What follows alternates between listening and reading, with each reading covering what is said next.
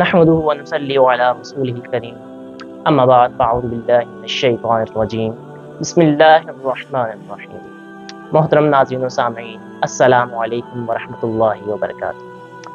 الحمدللہ، اللہ پاک کے بے حد رحم و کرم کے ساتھ راہ ہدایت کے اس پرنور ڈیجیٹل پلیٹ فارم سے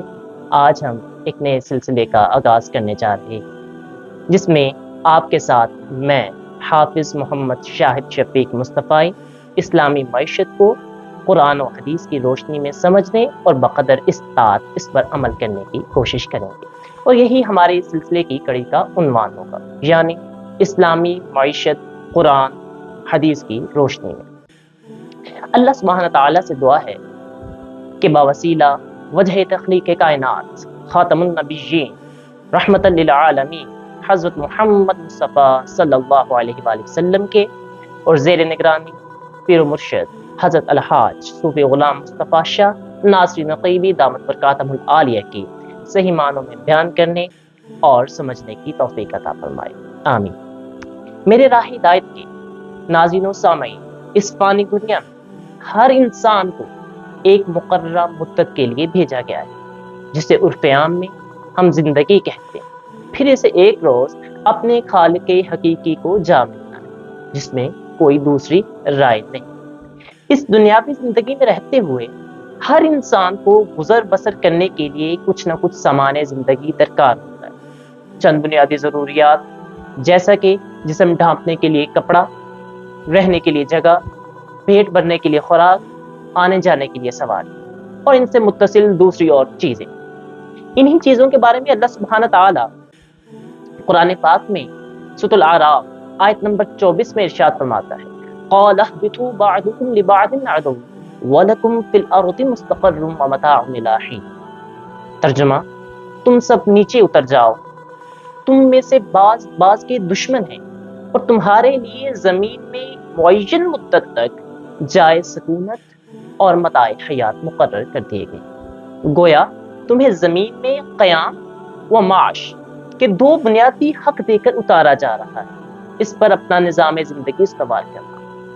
اسی طرح ایک دوسری جگہ میں ارشاد باری تعالیٰ ہے، سورۃ الحجر آیت نمبر 20 میں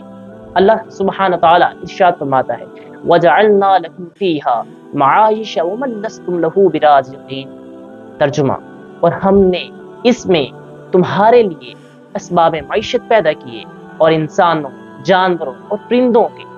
کے لیے بھی جنہیں تم رزق مہیا نہیں کرتے۔ معزز سامعین،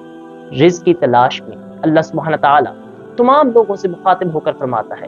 یا ایھا الناس کلوا مما فی الارض حلالا طیبا ولا تتبعوا خطوات الشیطان انہ لکم عدو مبین۔ اے لوگو، زمین کی چیزوں میں سے جو حلال اور پاکیزہ چیزیں ہیں کھاؤ، اور شیطان کے راستوں پر نہ چلو، بے شک وہ تمہارا کھلا دشمن۔ سورۃ البقرہ آیت نمبر 168۔ ان آیات مبارکہ کی روشنی سے ایک بات بڑی واضح ہے کہ ہر چیز انسان کے لیے حلال نہیں، حلال حرام اسلام میں واضح کر دیا گیا ہے۔ محض حرام چیزیں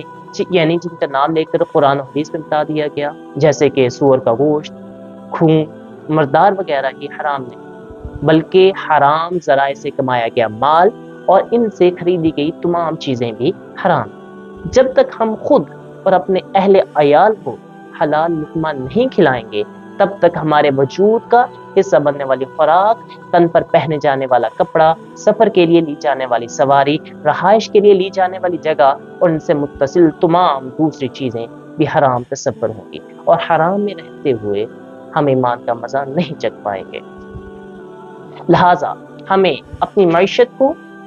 اسلامی قوانین پر گامزن کرنا ہوگا، وہ نظام جو کہ ہادی برحق ہمیں 1450 سال پہلے عطا فرما گئے، اس کے مطابق اپنی معیشت کو چلا کر عالم کو ایک نظام میں لے کر آنا ہے، جو کہ صراط المستقیم کے راستے پر چل کر ہی حاصل ہوگی، نہ کہ شیطان کے راستوں پر چل کر، کیونکہ شیطان ہمارا کھلا دشمن ہے، اور وہ ہر لمحہ ہم سے حرام کی طرف لے جانے والے اعمال سرزد کروانے کی کوشش کرتا رہتا ہے۔ اسلامی معیشت کو قرآن و حدیث کی روشنی میں سمجھنے کے لیے ہم ایک مربوط طریقے سے اپنے اس عنوان کو لے کر چلیں گے۔ سب سے پہلے ہم لفظ معیشت کی لغویوں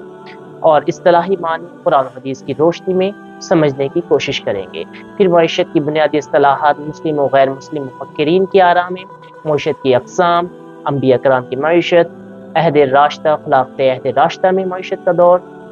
اور اسی طرح اس سلسلے کو ہم تکمیل کی طرف لے کر جائیں گے انشاءاللہ العزیز۔